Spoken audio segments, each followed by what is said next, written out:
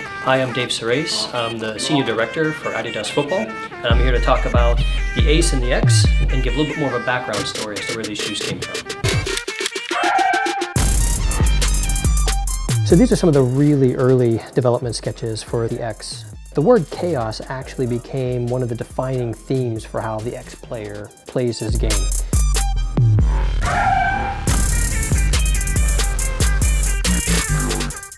Some of these sketches you can kind of see that there's this idea of wrapping and bracing the foot, but we found that as we started to build some of these, that they just became a little bit too restrictive.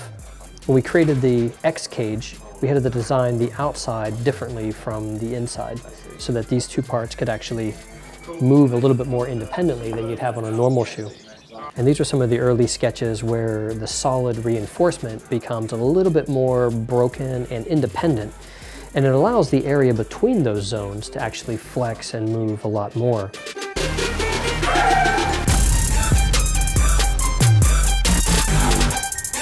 Well, we just wanted to add just enough to give it a different fit experience. We didn't want it to be restrictive or over the ankle bone for any reason.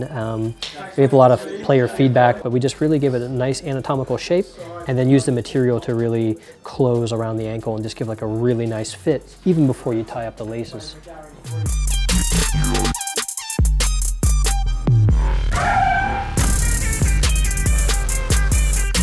These really small dimples that you can see here are the non-slip grip. And these really help improve traction on both wet and dry. On these early samples, you can feel that these were actually quite good on dry, and it has a very tacky, sort of rubberized sort of feel to it, but it was actually slippery in the wet. And by adding these dimples, we're able to break through that water barrier surrounding the ball or over the boot and actually get contact and traction and grip between the ball and the boot. So again, I think at this point we realized that in order to have the X frame in the position that it needs to be in for it to really work, you didn't have enough room for classic traditional stripes, so we were still looking at some different branding locations.